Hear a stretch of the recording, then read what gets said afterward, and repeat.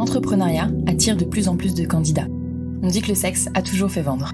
Pourtant, rares sont les entrepreneuses et entrepreneurs à oser franchir le pas du milieu de la sexualité. Il y a plein de choses à faire pourtant. Éducation, nouveaux pornos, applications, contraception, sextoys et autres accessoires. Il y a même un mot dédié pour les startups mêlant technologie et sexualité, la sextech. Vous pouvez trouver beaucoup de podcasts très intéressants sur l'entrepreneuriat, beaucoup de podcasts sur la sexualité sous toutes ses formes, mais qu'en est-il des deux ensemble ? Les entrepreneuses et entrepreneurs dans la sexualité et le plaisir existent pourtant, mais ils peinent parfois encore à se faire voir et entendre. Il y a encore sûrement plein de place à prendre dans ce milieu, alors qu'attendez-vous si cela vous intéresse ? Parce que peu importe vos peurs, il faut oser, comme souvent, et là peut-être plus. Mais l'entrepreneur ou l'entrepreneuse qui crée et vend des sextoys, qui réalise tous vos fantasmes, vous éduque sur votre corps ou monte un club libertin, rencontre en fait des problèmes souvent similaires à celui ou celle qui crée la dernière application à la mode, un jeu vidéo ou encore un restaurant. On verra quand même les quelques différences qu'il peut avoir. Le marché de la sexualité et des plaisirs est vaste, il touche tout le monde de plein de manières différentes et c'est pour ça que c'est un marché très intéressant. Avec le podcast de Talk, je vous propose de vous inspirer des entrepreneuses et des entrepreneurs qui ont osé.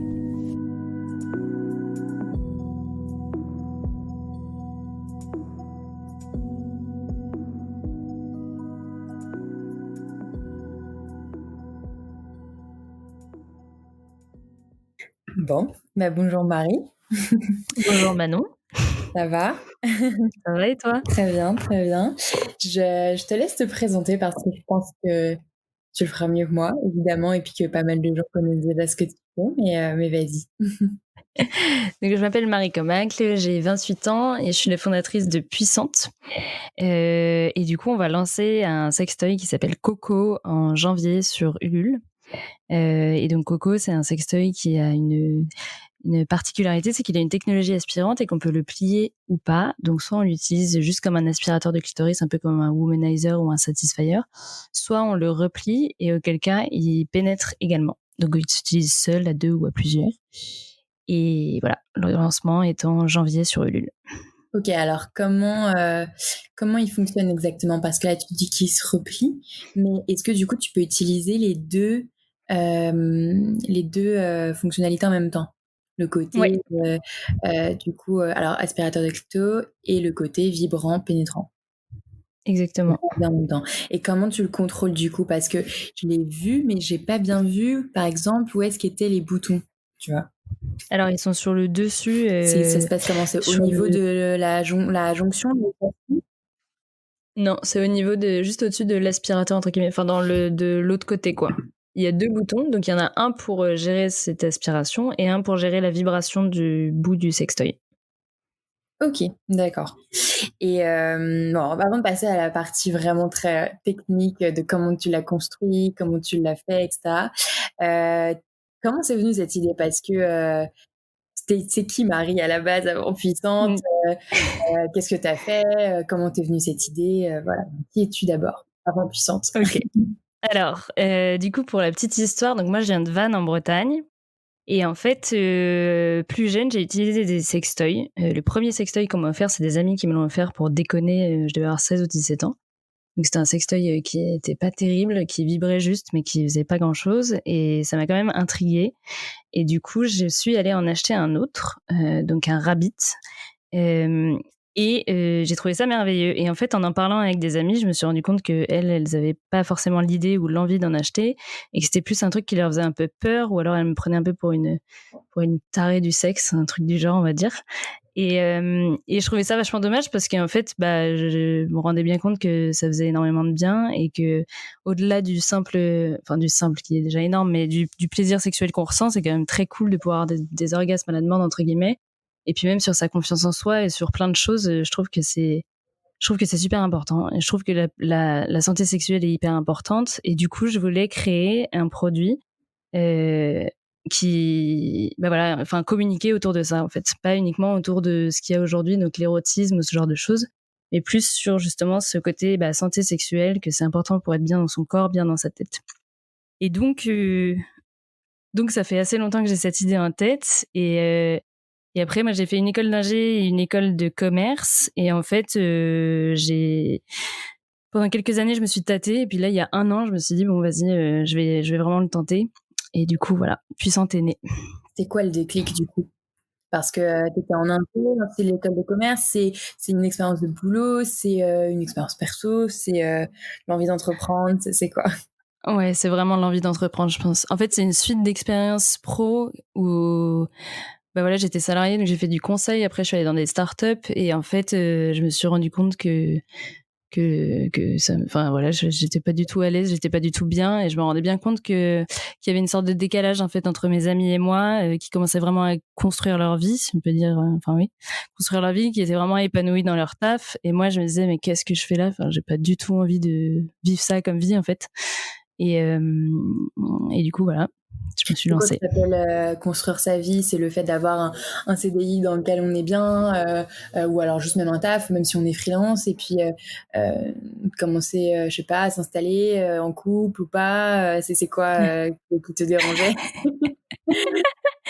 Mais c'était vraiment ce côté, non, mais c'était plus le côté, on commence à acheter un appartement, on a des, enfin je sais pas, c'était des discussions où moi je m'y retrouvais pas du tout, tu vois, c'était à comparer le nombre de congés par an ou les salaires ou des trucs comme ça et je sais pas. Et puis même de toute façon enfin moi j'ai des amis qui sont à fond dans leur taf et c'est très très bien pour eux, hein, mais tu vois, moi je suis incapable de travailler comme une acharnée pour une boîte qui n'est pas la mienne entre guillemets. Enfin je sais pas comment te dire, mais j'arrive pas. Peut-être parce que je suis jamais tombée sur la boîte qui me correspond en fait.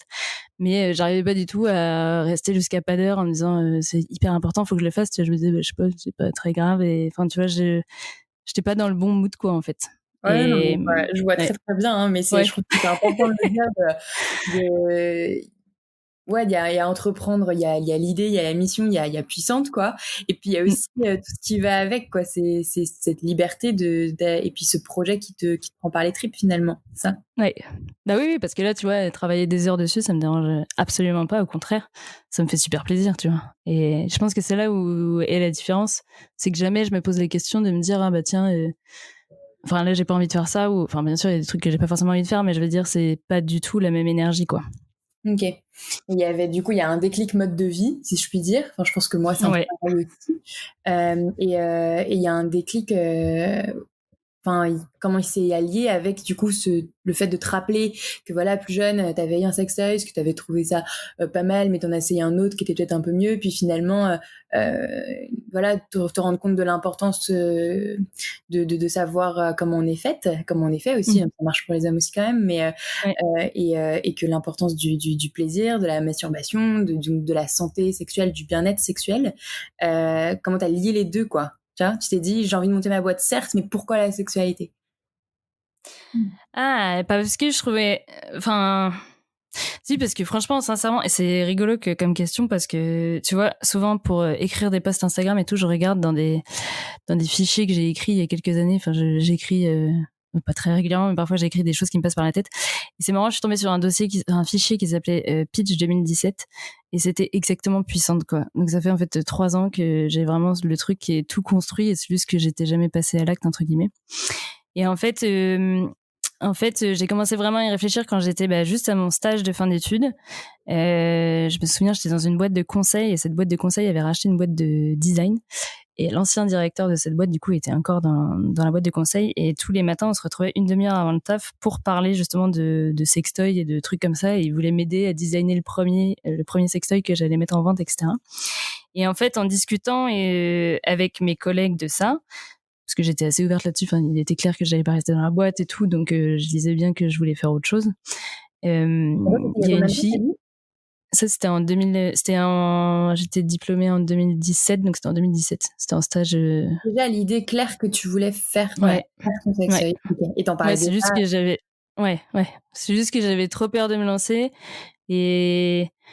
Enfin, ouais, j'étais pas du tout assez sereine en fait pour le faire, quoi. Mais j'avais déjà l'idée et justement j'étais allée au Sextech Lab. Donc le Sextech Lab en fait c'est un hackathon autour de la sexualité. Il y a eu 2 éditions et j'étais allée à la première. Et j'avais pitché mon projet et tu vois quand je te disais que j'étais pas prête, c'est que vraiment j'étais pas prête. C'était marrant. On était, du coup t'avais les gens qui pitchaient leur truc et tout le monde avait un micro et moi tu vois j'avais pas pris le micro parce que je savais que j'allais trembler comme une tarée et j'ai présenté mon truc et personne n'a compris ce que je voulais faire, quoi. Tous les gens après ils sont venus voir, ils étaient là en fait j'ai pas compris c'était quoi ton truc, tu vois. Et Et parce que j'étais Mais pourquoi ils t'ont Dis-moi. pas compris? Parce que tu avais pas de micro et qu'ils t'ont pas entendu parce que tu parlais pas assez fort? Ou parce que la Ah, parce construction que de ton pitch était pas là? Ou parce que non, parce que j'étais pas du tout à l'aise, en fait. J'étais OK. pas du tout à l'aise, j'étais pas du tout prête, tu vois? C'était un truc que je voulais vraiment faire, mais j'étais pas du tout prête, enfin, ouais, j'étais pas prête, en fait. Qu'est-ce qui t'en empêchait? C'était la peur de parler de sexualité ou d'entreprendre tout court, ou de Oui, je pense que c'était plus, c'était pas forcément la sexualité parce que c'est vraiment un sujet qui est, enfin, qui ne m'est pas du tout tabou, mais c'est plus, ouais, ce truc d'entreprendre, de s'afficher aussi peut-être. Alors qu'aujourd'hui, je trouve ça, enfin, ça me fait beaucoup sourire, tu vois, quand je dis que je fais des sextoys, de voir les différentes réactions, etc. Et je trouve ça super sympa, en fait. Enfin, ça me dérange absolument pas de dire aux gens que je fais ça. Mais je pense qu'à l'époque, j'avais peut-être un peu peur de ça. Et puis, vu que j'étais pas vraiment décidée à 100%, tu vois, j'avais un peu peur, quoi. Enfin, même carrément peur, en fait. et du coup, quand les gens venaient vers toi après, bah, j'ai pas compris, mais ils avaient quand même dû peut-être comprendre que tu parlais de sex toys, ils sont venus vers toi pour te demander plus de précision. Donc à la limite, c'est Mm. même mieux, ils viennent vers toi. Parfois, ils comprennent tout, mais ils viennent pas vers toi. Donc du Oui, coup, c'est vrai. là, C'est vrai. c'était plus à l'aise en one-to-one peut-être, ou c'était quand Ouais. même clair ce que tu voulais faire. Ouais, mais après, ce truc-là, j'avais pitché un truc un peu timbré. C'était que ce que je voulais faire, c'était un sextoy enfin, il y avait toujours cette idée de sextoy très bien emballé, machin, dans un beau paquet avec un lubrifiant, etc. Mais je voulais faire un sextoy à capsule. Tu vois les capsules Nespresso? Mhm. Et ben, je voulais que, en gros, au lieu de mettre de lubrifiant sur ton sextoy, tu mettes une capsule dans ton sextoy où il y a du lubrifiant dedans et que ça, automatiquement, ça mette du lubrifiant sur ton sextoy, tu vois. Comme ça, t'en as pas sur les mains. D'accord, Et ah, donc, pas je mal. comprends que ce soit un peu taré et que, enfin, tu vois, c'était vraiment pour déconner, en fait, ce truc. De toute façon, le Sextech Lab, enfin, il y a des projets après qui sont restés, hein, qui ont été incubés au Dorsal Lab, mais la plupart des projets, c'était quand même des trucs un peu farfelus.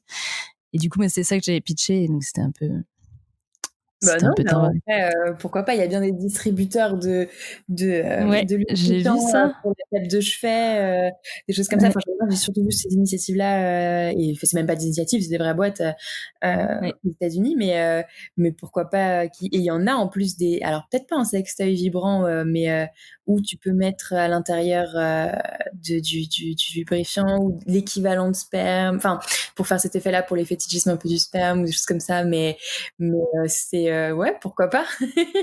OK, bon, en tout cas, c'était la première étape. Donc ça, c'était, tu as dit, donc la deuxième édition du Sextech Lab. C'était la première édition du La première. Sextech Lab, donc c'était en OK. 2017, je crois. Et après, du coup, il y a eu la deuxième édition l'année d'après, où là, j'étais bénévole. Donc c'était plus j'encadrais les projets entre guillemets, j'encadrais un peu le week-end. Et après, donc entre temps, moi j'ai retrouvé un travail. Donc là, j'étais en stage de conseil. Après, j'ai voulu faire un truc avec un mec du Sex Club justement qui était un peu des VDM du sexe. Enfin, c'était un peu n'importe quoi. En Un vrai, je peu comme Nuit savais pas sans trop folie. quoi faire. Un peu comme, Nuit sans folie. ouais, ouais, un peu dans le même genre. Et puis au bout d'un moment, du coup, j'ai arrêté ce truc-là. J'ai retrouvé un vrai travail. Donc chez Job Teaser, qui est une start-up à Paris. Mmh. Et puis après, au bout de pas longtemps non plus, au bout de 5-6 mois, je crois, je suis partie. Et puis, j'ai fait un peu de marketing en ligne à mon compte. Là, pour le coup, j'étais à mon compte. Et puis après, je me suis dit, bon, maintenant, on arrête de déconner, on y va pour de vrai, quoi.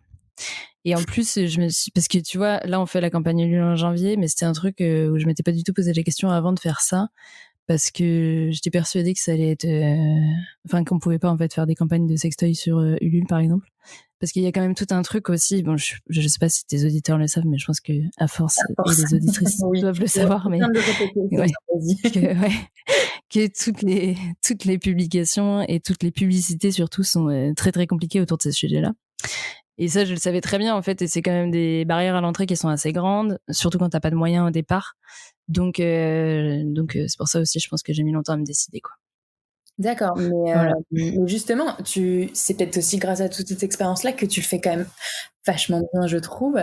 Tu as réussi à faire de la publicité sur Insta et peut-être sur Facebook, du coup, je sais pas, mais en tout cas sur Insta, je l'ai vu, pour Coco, donc qui est le sextoy que tu vas lancer en janvier, en contournant, voilà, toute cette censure, quoi. Parce que tu savais comment la contourner. Est-ce que, Donc c'est vraiment à but stratégique de contourner. C'est pas au contraire. Enfin, comme tu dis, t'as pas besoin enfin, t'as pas peur des mots sur la sexualité ou t'as pas peur du tabou. Mais c'est vraiment juste pour contourner que tu dis sextoy ou d'autres Ouais. mots. Voilà. Ok. Et ça va. Ouais, Et c'est juste pour la personne ne contourner. comprend bien ou tu vois parce que même les gens qui sont pas forcément dans ce milieu-là, qui vont découvrir du coup ce que tu fais, qui vont découvrir ton sextoy, qui n'ont, ça se trouve, jamais utilisé parce que c'est aussi ces gens-là que tu vises. Est-ce que ça va, ils comprennent les détournements que tu fais, tout ça? Bah, je pense, ouais. Après, sincèrement, je le fais pas sur tous les posts, hein. Je crois que le dernier post, je l'ai pas fait, tu vois, j'ai laissé les vrais termes tels qu'ils sont. Parce qu'en fait, là, la publicité, ce qu'on a fait, c'est on a fait 2 landing pages. Donc, ça veut dire que les gens, ils arrivent pas sur la landing page claire. Ils ont la vraie, quoi. Et donc, ils doivent cliquer sur un bouton pour arriver sur l'autre. Et parce qu'en fait, les algorithmes de Facebook et Instagram, ils scrollent la page d'arrivée. Mais du coup, là, sur la page d'arrivée, il y a rien. Enfin, il y a juste un bouton avec page suivante, quoi. Mmh. Donc, je pense que c'est pour ça aussi qu'il nous embête pas trop pour l'instant, Facebook. Mais D'accord. par la suite, s'il est au courant, je pense qu'il va bien nous embêter. Donc, on essaiera de trouver autre chose. OK. Est-ce que donc là, on va passer aux questions, enfin, on reste encore un peu sur les questions un peu techniques, entrepreneuriales et cetera. Justement, on parle de publicité. Donc ça, tu as réussi un peu à déjouer, cette censure Mm. et Facebook, Insta et tout. Donc c'était important pour toi de faire de la publicité? C'était absolument nécessaire? Genre même, tu vois, en termes de moyens et tout, j'imagine que c'est d'énormes moyens pour faire la recherche, même la production de tes premiers prototypes et tout. Pour toi, c'était obligatoire de passer par la publicité? Parce que tu passes aussi là-dessus une communauté, donc en fait, tu fais un peu des 2. C'est quoi, si tu peux en parler un petit peu, hein, pas trop, mais enfin comme tu veux, sur ta stratégie de comment faire connaître Coco, comment te faire connaître, quoi? Bah, en fait, on compte beaucoup, beaucoup, beaucoup sur la communauté et je sais pas si t'as vu, mais on a par exemple Elsa Wolinski qui va nous relayer pas mal, qui est notre première ambassadrice. Et on compte trouver d'autres personnes comme ça qui pourront nous relayer. Et on a fait aussi, comme tu vois, hier, je suis allée tourner la vidéo à Paris. On a fait le choix en fait de faire ça avec des personnes aussi qui ont du réseau pour essayer enfin, il y a des personnes, bien sûr, qui sont extrêmement compétentes, mais tu vois, en fait, à la vidéo, par exemple, au début, on avait prévu quand même un budget assez bas. Là, on l'a revu un peu à la hausse parce qu'on s'est dit, autant faire un truc vraiment stylé pour que ça puisse faire un peu effet boule de neige, pour que ça puisse nous faire connaître. Parce que, justement, on veut pas dépenser des milliers et des cents en publicité. Là, on fait de la publicité aujourd'hui, on doit être à 3 euros par jour, hein. Il y a très peu de Mmh. pubs. C'est juste pour faire un peu des tests, pour voir si ça marche, si ça marche pas, pour voir par la suite si ça peut nous être utile. Après, aujourd'hui, c'est vraiment juste pour tester quelques trucs, mais on met pas beaucoup d'argent La dessus. vidéo Ulule, hein, juste pour préciser. Ouais, la vidéo Ulule, ouais. Ouais, exactement. On compte plus sur l'effet buzz de la vidéo, voyez, de la campagne, en fait, en général, pour se faire connaître que la publicité. D'accord. Donc, sur Coco plus précisément, ça prend combien de temps de créer un sextoy, quoi? Parce que finalement, tu vois, moi, à part Christelle Bonny, avec qui j'en ai parlé, donc qui avait elle aussi, moi, elle, c'était il y a 5 ans maintenant, même peut-être plus, Mmh. créé l'un des premiers sextoys made in France connectés, donc elle a fait faillite malheureusement. Alors peut-être c'était aussi l'époque qui faisait ça surtout, pour le problème de financement principalement, mais t'étais l'une des seules que je connaisse créer là un sextoy avec une mécanique, donc qui est vibrant, qui est aspirant, qui est pas seulement un godemichet. Donc c'est énormément de recherche, énormément de production, ça a coûté cher, ça prend du temps. Combien de temps ça prend? Ouais, combien de temps ça prend? Bah, en fait, ça prend pas si longtemps, mais moi, ça m'a pris énormément de temps parce que justement, j'ai voulu faire du Made in France. Et donc, ça fait depuis octobre dernier que je suis sur le projet, donc ça fait 1 an maintenant.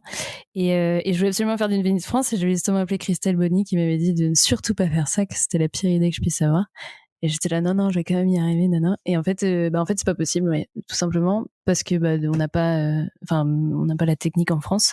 Mais une fois, donc ça, j'ai passé moi des mois à chercher des moteurs, parce qu'en fait, même si tu fais du Made in France, il faut quand même les moteurs en France. Là, tu vois, j'ai échangé la dernière fois avec Thibaut Lanchet, je crois, qui est l'ancien créateur de La Tour Eiffel. Donc eux, ils avaient fait un sextoy Made in France. Il m'a dit, il s'était renseigné pour le faire vibrant en France et c'était, je sais plus, 15 € le moteur. Donc, tu vois, c'est énorme. Tu peux pas t'en sortir dans tes coûts. Et du coup, moi, j'avais commencé à regarder des moteurs en Chine, plus des cartes électroniques, enfin plein de trucs. J'étais vraiment rentrée dans le détail à fond pour voir combien ça allait me coûter. Nanana. Et puis au bout d'un moment, je me suis dit, bon, laisse tomber, de toute manière, ils savent pas faire, quoi, donc ça sert absolument à rien. À chaque fois que j'appelais des gens, ils me disaient non, mais on sait pas, ou de toute manière, c'est des trop petites quantités, parce que bien sûr, je pense que si demain on les appelle et on leur dit on va en faire 50 000, peut-être ils vont sûrement trouver la solution. En France, ils vont sûrement trouver la solution. Tu vois, si tu leur demandes 50 000 pièces, je pense qu'ils savent faire. Mais voilà, nous, on est sur des toutes petites productions, donc du coup, au bout d'un moment, ça m'a agacée et je me suis dit, bon, tant pis. Et tu sais, ce qui m'a fait le déclic, c'est quand j'ai écouté ton épisode de podcast, justement, avec le gars de Goliath, qui disait, de toute manière, tous les iPhones sont faits en Chine et personne n'a rien à y redire. Et je me suis dit, punaise, mais il a carrément raison, en fait. J'ai arrêté de me prendre la tête. Donc, Finalement, c'est pas made in France, mais quasiment, quoi. non, Ok. c'est pas made in France. C'est pas made in France. Et le but, c'est d'y arriver à terme. Mais aujourd'hui, c'est pas possible. Et surtout, quand tu démarres, c'est pas possible. Donc du coup, au bout d'un moment, j'ai cherché des fournisseurs chinois et je suis tombée sur des très bons fournisseurs. Enfin, un très bon fournisseur en l'occurrence. Et eux, je leur ai envoyé tous mes plans 3D avec ce que je voulais. Après, c'est allé assez rapidement finalement. Ils m'ont fait un proto. Là, ils vont bientôt faire le moule. Enfin, voilà. Ils sont hyper efficaces, hyper clean, hyper. Enfin, ça change vraiment la vie quand ça fait des mois en fait que tu te prends la tête pour des trucs où les gars tu leur fais des cahiers des charges ligne par ligne, etc. Enfin, tu fais tout bien et en fait les mecs après disent bah non on sait pas faire nana. Alors que là la boîte dont je te parle, j'aurais vraiment juste envoyé un 3D avec quelques éléments, enfin pas mal d'éléments quand même, mais et en fait ils savent, tu vois, ils en font plein quoi, ils en font des millions par an, donc les mecs c'est très simple pour eux quoi. Ils sont presque, je sais pas si, ouais, je crois qu'il y a quand même presque des usines et des boîtes qui sont spécialisées dans les sextoys, quoi. Ah bah oui, oui, oui. Ouais. Mais tu vois, Lelo, ça a été créé en 2011 ou en 2013, je crois. Ça marche tellement bien qu'ils ont racheté leur usine en Chine. Ouais. T'imagines? C'est un peu le leader en ce moment du sextoy. Ah bah oui, oui, oui. Mm. Mais je veux dire, oui, franchement, c'est un truc de malade. Et quand tu regardes les fournisseurs en Chine, il y en a mais plein, plein, plein, plein, plein. Ouais, et c'est pas parce que c'est fait en Chine que c'est de mauvaise qualité, au contraire, comme disait le mec de Goliath. Donc, Après, je pense que t'en as qui sont de mauvaise qualité, hein, mais t'en as des très qui font de l'excellente qualité, quoi. il y a les deux, mais si tu trouves la bonne usine finalement bien clean, et c'est ce que tu as réussi à faire, voilà, ok. Donc du coup, là, tu t'es dit ça, c'est une sorte de pivot finalement, parce qu'au début, tu avais quand même l'air de dire, la première fois qu'on s'est eu au téléphone, ben voilà, le Made in France, c'était hyper important pour toi, et ça aurait pu être un gros point de démarcation, pas le seul évidemment, mais un gros point de démarcation pour toi. Et finalement, c'est vrai que c'est pas le plus important. Le plus important, c'est quand même. En fait, Ouais. ouais, t'allais dire, c'est quand même la finalité Bah pour le oui, produit. voilà. Ouais. Le plus important, Non, c'est mais oui. comment ton but à travers la création de ce sextoy-là, qui est de faire découvrir, en tout cas la femme, refaire découvrir son corps, son plaisir et sa sexualité, c'est ça? Ouais, exactement. Et enfin, franchement, au début, c'était hyper important pour moi parce que je me disais que c'était quand même un élément de différenciation très fort et que c'était ça aussi qui pouvait faire connaître dans le sens où c'est improbable et on n'a jamais vu ça, quoi, tout simplement. Et puis pour toutes les autres raisons qui sont carrément logiques, tu vois, c'est que c'est quand même beaucoup mieux de faire ça en France. Mais finalement, comme je te le dis, je pense que à terme, si ça marche extrêmement bien, on pourra peut-être le faire en France et ce sera une grande victoire. Mais sinon, c'est clair que voilà, le plus important, c'est d'avoir un produit qui fonctionne et qui permette, comme tu dis, aux femmes de se découvrir, etc., quoi. Ok. Et donc du coup, ce déclic, c'était en gros juin. C'était grâce à toi. Merci. Je crois que ça doit être juin parce Non, que mais en moi. vrai, c'est vrai que je t'avais pas envoyé de message, mais vraiment, c'est vraiment en écoutant ça que je me suis dit bon, ok. Mais parce que tu vois, c'est avec toute l'effervescence du Made in France et tout, je me disais ouais, mais du coup, c'est pas bien parce que ça va être fait en Chine et les gens ils vont dire nanana. Et puis tu vois, au bout d'un moment, je me suis dit bon, en fait, voilà quoi. Tant pis. Ok, donc ça c'était en gros en juin, du coup j'imagine, et d'ici là, enfin depuis juin, là on est Non, novembre, tu as quand même donc réussi à trouver, ton fabricant, en Chine, et là, du coup préparer la campagne Ulule pour janvier. Après la campagne Ulule, c'est quoi les ambitions de bon, bien sûr ça marche, voilà, Coco se vend super bien, on fait peut-être d'autres coloris, voilà. Est-ce que, après comment tu imagines Puissante, voilà, fin de l'année prochaine, si ou encore dans 1 an après, si on se refait un épisode ensemble, il s'est passé quoi pour toi? Je pense que alors moi, j'imagine que du coup, ouais, campagne Ulule. Après, on va ressortir sûrement un autre sextoy, mais un plus petit, tu vois? Juste un petit qui vibre ou quelque chose comme ça et on va relancer les t-shirts parce qu'au début, on vendait des t-shirts aussi. On va Mmh. relancer ça, des t-shirts et des carnets et d'autres produits comme ça pour vraiment être une marque, bah, une marque où voilà, quand t'es une femme et que tu veux te sentir «puissante» entre guillemets, bah, tu vas aller piocher quelques enfin, je sais pas comment expliquer ça, mais c'est vraiment, tu vois, une marque globale où il y a à la fois des sextoys et des t-shirts et d'autres trucs parce que, bah, voilà, tu peux t'acheter un sextoy comme tu peux t'acheter un t-shirt et ça n'a rien de, enfin, c'est pas du tout, plus embarrassant d'acheter un sextoy ou un truc comme ça, quoi. Et nous, c'est vraiment ça aussi qu'on veut faire, c'est créer une marque globale. Ouais, c'est un peu notre idée avec Talk, mais plus en mode, pour le coup, Ouais, en mode concept store. Et pour l'instant, on sait pas nos produits en propre, et les produits en propre sera autre chose. Mais ouais, je comprends tout à fait ce côté. Ouais, acheter un sextoy, c'est comme acheter un t-shirt ou ta baguette de pain, quoi. ouais, voilà, exactement. Ok, d'accord. Donc, sûrement d'autres produits. Enfin, clairement, d'autres produits Ouais. puissants. Mmh. Euh, et mince, qu'est-ce que je voulais te dire? Puis on Euh, souhaiterait aussi, sponsoriser des événements et cetera. ok, par Ça, on exemple. trouve ça vachement intéressant. Bah, de sponsoriser, je sais pas, des courses ou des, tu vois, des athlètes ou ce genre de choses. Pour faire C'est-à-dire. rayonner la marque et puis pour, faire comprendre que, bah, voilà, utiliser des sextoys, ça te permet justement, bah, tout ce qu'on dit tout le temps, mais tu vois, de prendre confiance en toi, de connaître ton corps et cetera et du coup d'être, pas forcément être meilleur parce que j'aime pas trop moi ce truc-là où il faut être toujours meilleur, mais tu vois, bah, tu es bien quoi, donc tu es bien dans ce que tu fais et tu es forte en fait dans ce que tu fais. Mhm. Donc du coup, à créer, vraiment une marque, enfin c'est ça en fait, créer une marque, une Ouais, communauté puissante. ouais. Heu, Pourquoi, enfin il me semble que tu l'avais déjà expliqué, mais pas dans ce podcast du coup, pourquoi puissante? Pourquoi puissante? Bah, pourquoi puissante? Parce que je t'avoue qu'il y a quand même eu 3 heures de brainstorming avant, mais mais puissante, je trouvais ça vachement bien comme mot parce que ça reflète, parfaitement ce que en fait, tu vois, il y a tout ce truc, je trouve, autour de l'orgasme enfin, voilà, tu vends un sextoy, donc forcément, tu vends des orgasmes, entre guillemets.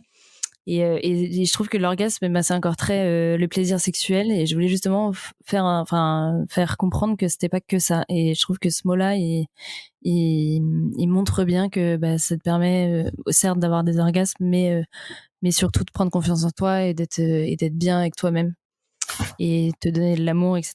Et je trouve que bah voilà, ça reflète très bien ça. D'où puissante.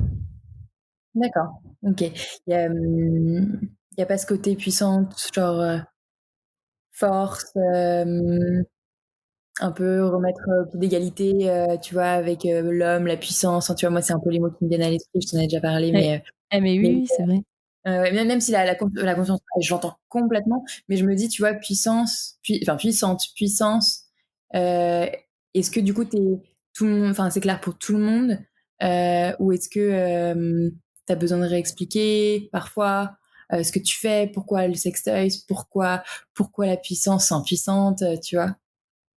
Non, en vrai, c'est quelque chose qui est hyper clair. Quand je leur dis sextoy est puissante, tout le monde me dit mais c'est génial quoi. Enfin, c'est vraiment super bien trouvé, etc. Parce que bah, c'est vrai qu'on l'utilise jamais, tu vois. Tu dis jamais d'une femme qu'elle est puissante, c'est un peu le truc de Léa Salamé, on dit jamais ça. Et justement, c'était l'occasion de le redire entre guillemets quoi. De reprendre peut-être un peu aussi le pouvoir sur ce mot, quoi, finalement. Ouais, exactement. Bon, du coup, Hem, comment tu prépares une campagne LinkedIn? Ça, c'est vraiment une question que je voulais te poser parce que j'en suis de plus en plus en ce moment, et je pense que ça peut intéresser pas mal, d'entrepreneurs, entrepreneuses, que ce soit dans le milieu de la sexualité ou pas, mais peut-être encore plus dans le milieu de la sexualité parce que là, je trouve que le message, il est encore plus important, et il y a encore plus de réflexion à avoir sur, bah, comment bien faire passer le message comment, est-ce que tu aurais des petits tips, tu vois, même si voilà, tu l'as pas encore faite, mais comme tu es en plein dans le jus, je me dis si tu as des choses, à partager là-dessus.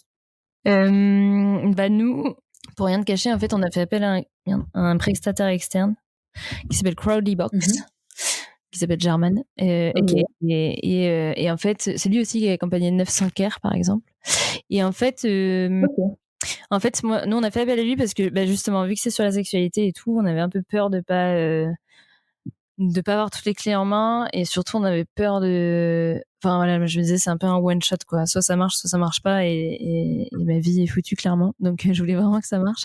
Donc je me suis dit on va avoir toutes les cartes en main, et l'idée là pré-campagne, c'est vraiment de faire tu vois une landing page, de récupérer plein d'adresses mail, pour pouvoir le jour J lancer les mails de prévente à pas mal de gens, et être sûr qu'il y ait pas mal de gens en fait qui t'achètent ton produit dès le départ.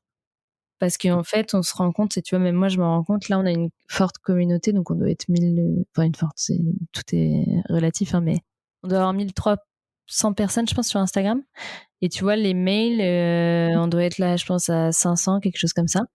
Mais tu vois, t'as pas tout le monde qui a ton mail en fait. Et je sais que tu vois, tu le sais aussi bien que moi, c'est que sur Instagram, finalement, tout le monde voit pas ce que tu postes, donc ça veut dire que tout le monde va pas être au courant.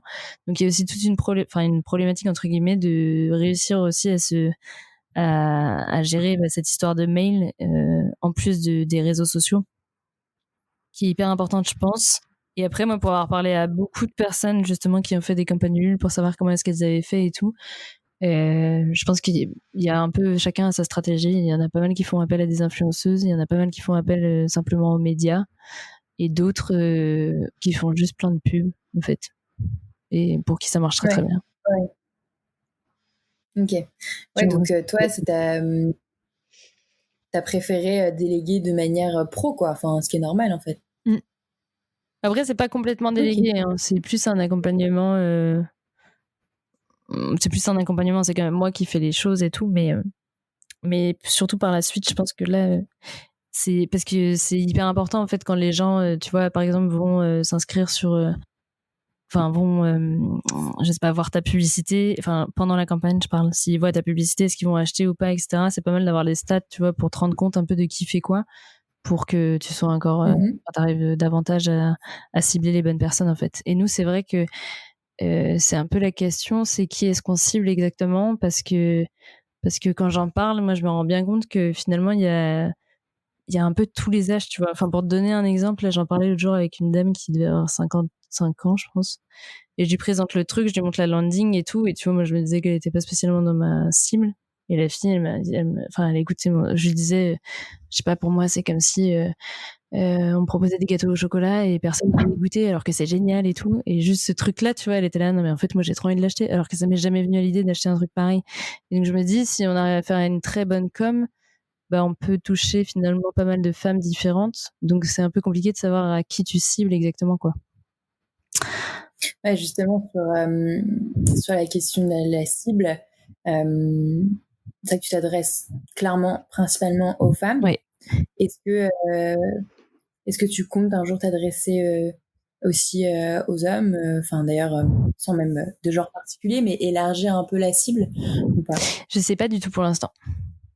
J'en ai aucune Ok, idée. Aujourd'hui, c'est sûr, enfin, c'est que c'est clairement plus pour les femmes. Après, je sais pas du tout quelle tournure ça va prendre. d'accord. Pour toi, c'était évident, en même temps, on vient de l'expliquer avec Pourquoi Puissante, mais parce qu'en soi, si on parle de sexualité, la sexualité, ça touche tout le monde. Tu vois, enfin, je te pose la question, mais c'est aussi une question que je me pose tous les jours, hein. Genre, mais c'est juste que moi, j'ai pas voulu trancher pour l'instant. Euh, mais, euh, mais voilà, en fait, c'est pour ça que je me demandais si toi, t'es capable de fabriquer un produit comme ça, qui marche super bien sur les femmes, bah, pourquoi t'irais peut-être pas sur les hommes plus tard, ou pour les couples, ou peu importe, Mais tu vois. aussi parce que moi, je suis quand même, enfin, j'ai une grande sensibilité, pas une grande sensibilité pour le féminisme, mais je veux dire, je suis très clairement féministe, et c'était hyper important pour moi de créer un truc en ce sens aussi, quoi. Et à force de lire des trucs, et tu vois, je sais pas, par exemple, je crois que c'est dans Jouir de Sarah Barmack, je sais jamais, ouais, Barmack. où elle donne des exemples, tu vois, de psychothérapeutes ou de personnes comme ça qui disent que, bah voilà, avec les orgasmes, il y a plein de femmes qui ont fait, je sais pas, 10 ans de psychothérapie en 2 orgasmes, des trucs comme ça. Et je me dis, mais ça, enfin, c'est hyper important et il faut trop que ce soit connu. Il faut vraiment qu'on sache, quoi, que, bah, que c'est super important et que c'est aussi important qu'une thérapie ou que, je sais pas, du yoga, de la méditation, ce genre de choses. Et c'est clair que, bah, moi, ça me parle plus d'aider les femmes, en fait, que d'aider les hommes, entre guillemets. Même si je suis sûre qu'il y a plein de choses à faire pour eux. Aujourd'hui, en tout cas, c'est pas mon but, mais après, peut-être que ça le sera, hein. Ok, non, mais j'entends tout à fait, mais de l'autre côté, pour moi, c'est deux choses qui vont ensemble, en fait. Ça va ensemble, ouais. Je dis c'est sûr que ça va ensemble, mais je préfère commencer par un truc où ça me parle vraiment beaucoup. Enfin, tu vois, où j'arrive vraiment à comprendre le truc, et puis après, pourquoi pas élargir, quoi. Mais bien sûr, il faut prendre les Ok, deux pour faire avancer les choses, ça c'est clair et net. ok, ok. Non, non, mais je comprends comme ça. C'est plus concentré, quoi. De manière ouais, plus générale sur la sexualité. Est-ce que, tu vois, tu disais tout à l'heure, tu avais rencontré plein de personnes différentes, présenté ton projet. Ça fait un moment que tu parles de sexualité ou que tu as ce projet-là en tête, donc tu es habitué finalement à pitcher ce projet ou ses versions précédentes, si je puis dire. Euh, et pour autant, tu jamais l'impression de rencontrer des obstacles euh, de, par des personnes ou là, depuis que tu as commencé Puissante, est-ce qu'il n'y a pas soit des gens, des remarques, soit des vrais obstacles entrepreneuriaux qui t'ont marqué et que tu pourrais partager? Je réfléchis. Pour l'instant, si je pourrais te dire que j'étais allée voir une banque et qu'ils voulaient pas parce que c'était des sextoys. Ouais, ça, c'est commun à plusieurs, apparemment, beaucoup d'entre nous. En fait, c'est Ouais. un truc où tu t'attends tellement à avoir plein de bâtons dans les roues que finalement ça te stresse moins. Enfin, je sais pas comment dire, mais vu que tu le sais que de toute façon, bah voilà, ça ou la pub ou ce genre de truc, ça va être soit galère, soit pas possible. T'es quand même bien préparé, quoi. Ouais, donc peut-être qu'il y a plein de petits obstacles que tu as eu, que d'autres entrepreneurs dans d'autres milieux auraient vu comme, m'auraient peut-être cité là, Ouais. et toi, ils ne viennent pas forcément à l'esprit Non. parce que tu étais déjà préparé, Ouais. quoi. Ouais, non, franchement, pour l'instant, on Ok. n'a pas eu, à part, bah voilà, oui, des posts Instagram qui sont censurés ou des trucs comme ça, mais bon.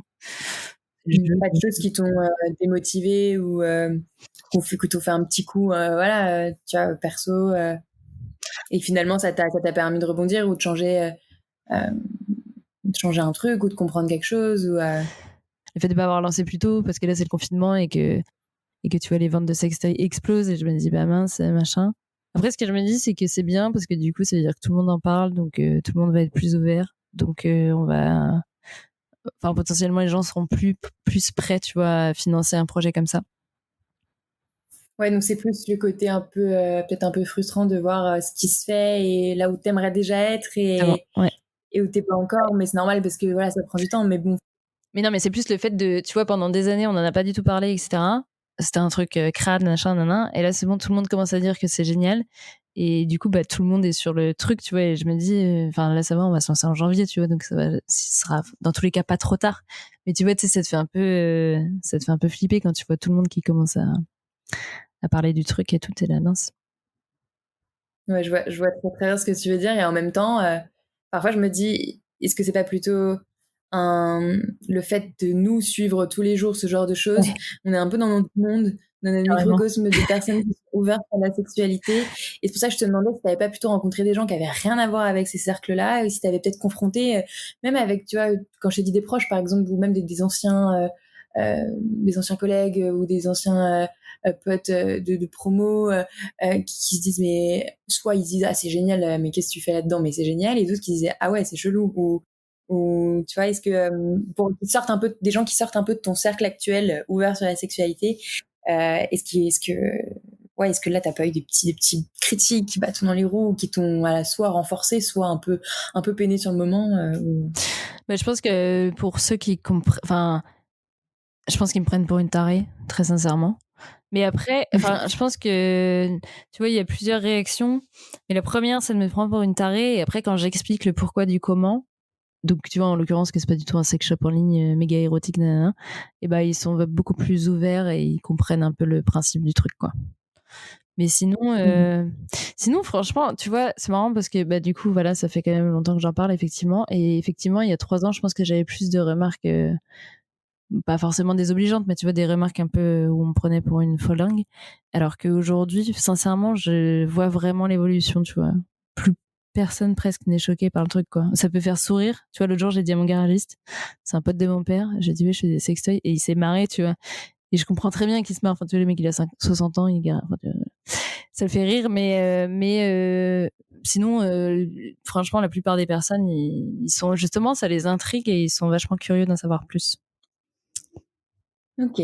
Bon, bah écoute, tant mieux. Alors même en sortant des cercles plus habitués sur les sujets, si ce n'est que encourageant, Oui, ce serait peut-être moi alors, qui vois trop le mal non, partout. mais sinon, ils réagissent pas, tu vois.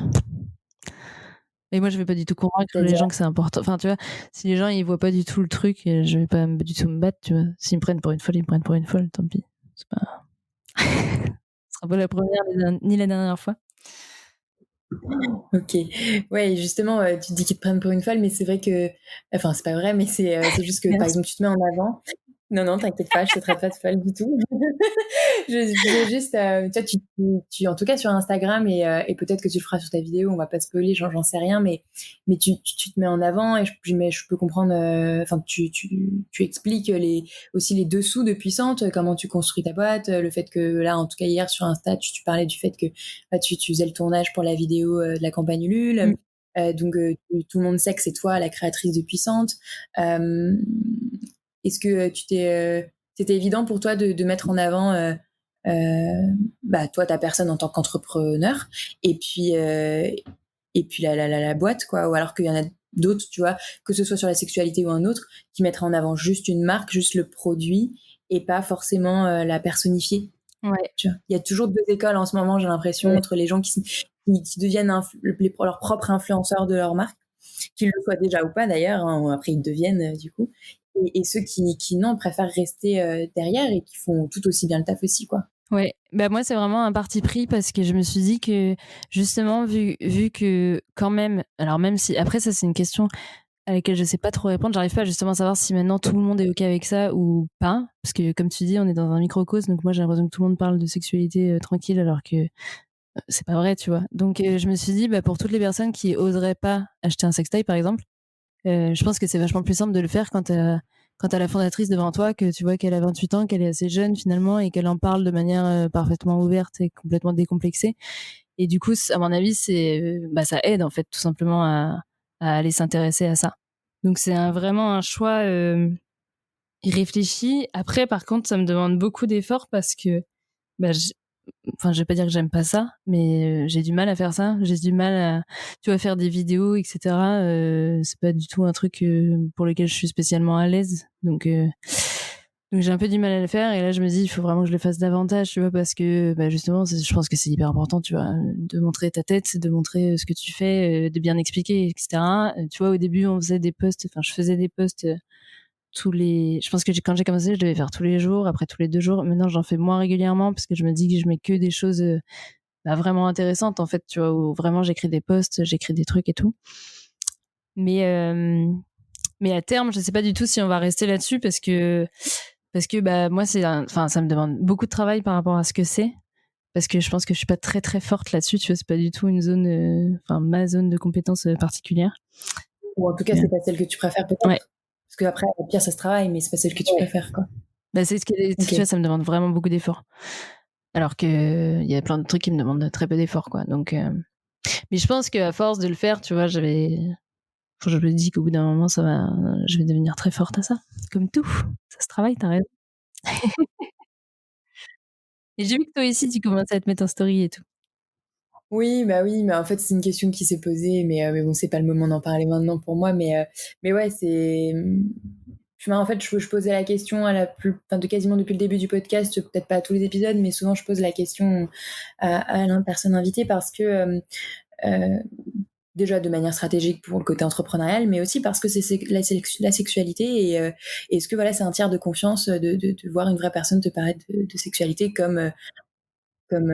comme sur un blog, ou tu vois, sur une influenceur qui fait ça, à but non lucratif ou pas. Mm. Voilà, est-ce que le fait qu'un humain qui te parle, bah, tu te dis, ah, il a lui-même testé, ou il sait de quoi il parle, ou, Mm. voilà, moi aussi, je pense que c'est important. Après, ce qui compte quand même, c'est le produit, quoi. Mais ouais, non, c'est un vrai sujet, donc je voulais avoir un peu ton point de vue là-dessus. Ok. Dernière petite question peut-être. Bon, toi, c'est bon, on sait, tu vas te spécialiser donc dans la conception de sextoys pour les femmes, en Ouais. tout cas pour le moment, pour qu'elles soient plus puissantes. Est-ce que en parallèle, tu as toujours des petites idées ou des choses que tu aimerais voir émerger, tu vois, des entreprises, des associations sur le domaine de la sexualité qui te permettent d'imaginer, voilà, ce sera quoi la sexualité du futur dans 10 ans, quelle technologie. En plus, tu es ingénieur, donc peut-être que tu as d'autres, clairement, points de vue que moi là-dessus, d'autres aussi sources et médias que tu regardes sur ce qui pourrait arriver pour aller vers toujours plus de bien-être sexuel, quoi, et de santé sexuelle. Alors, tu vois, c'est rigolo que tu poses cette question parce que quand on avait fait justement la 2e édition du Sextech Lab, on s'était dit que les projets tournaient un peu en rond et que finalement, nos sexes resteraient toujours les mêmes et qu'on avait peut-être un peu fait le tour de la question. Et c'est un peu la grande question. Moi, je sais pas du tout qu'est-ce qu'il va y avoir. Après, je vois qu'aux États-Unis, ils font quand même des trucs qui ont l'air très très cool. Et j'ai vu que tu vendais d'ailleurs maintenant les produits de Laura Di Carlo.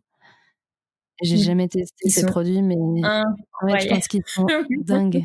Après, ils sont très chers, mais je pense qu'ils sont vraiment dingues, ouais. Et, mais sinon, elle, déjà, je trouve qu'elle a quand même fait des avancées assez folles. Mais sinon, je sais. Après, là, ça reste dans le côté très sextoy, hein, si tu parles de Laura Di Carlo, mais il peut y avoir d'autres choses, tu vois. Est-ce qu'il y a tu vois, il y a d'autres thématiques Après, il y a tout ce qui est pornographie. Je pense que ça va être assez incroyable ce qui va se passer. Tu vois, même avec les lunettes de réalité virtuelle ou toutes ces choses-là, à mon avis. Moi, j'avais testé ça. Dorsal, le premier Sextech Lab, ils étaient venus avec des lunettes de réalité virtuelle. Et c'est vrai que c'est complètement incroyable. Enfin, tu vois, t'es vraiment immergé dans un porno, quoi. Et je sais pas, ça te transporte forcément dans une expérience. Et je pense que sur ces domaines-là, par exemple, ils vont vraiment faire des trucs de dingue. Mais à mon avis, ce sera toujours plus à destination des hommes, toujours. Pourquoi? Bah, je pense que, tu vois, après, je sais pas, mais j'ai l'impression que, pardon, je m'éloigne. J'ai l'impression que les femmes regardent peut-être plus de porno féministes, engagées, etc. Pas que, mais je sais pas si une femme irait, tu vois, acheter des lunettes de réalité virtuelle, enfin un casque de réalité virtuelle pour regarder du porno. Bah, si c'est un porno qui est bien fait et engagé, éthique, typiquement, je sais pas moi, si tu vois un porno d'Erika Lust en Ah bah ouais. VR, et t'es dans une histoire, en fait, t'es dans un film avant même d'être dans un porno, finalement. Ouais. Euh, Pour ces bah, pornos-là, ouais. si les femmes commencent à être de plus en plus capables d'acheter des sextoys, pourquoi elles n'achèteraient pas les lunettes Mais c'est VR? vrai, c'est clair. Est-ce que c'est pas le même travail finalement? Ouais. Tu vois, libérer l'utilisation, enfin libérer la masturbation, libérer l'utilisation de sextoys lubrifiants et libérer la pornographie. Bah, non, mais oui, c'est sûr que ça se rapproche. Et après, heureusement justement qu'il y a typiquement des films comme Erika Lust ou des choses comme ça qui sortent parce que je pense que ça correspond beaucoup plus, tu vois, aux besoins, entre guillemets, enfin aux envies en tout cas des femmes aujourd'hui. Après, ça, c'est une grande question. On sait jamais, j'ai l'impression, pour le porno, tu vois. Enfin, même au niveau des stats et tout, il n'y a aucune stat qui est la même, donc tu sais pas vraiment si tout le monde en regarde ou pas et tout. C'est un peu.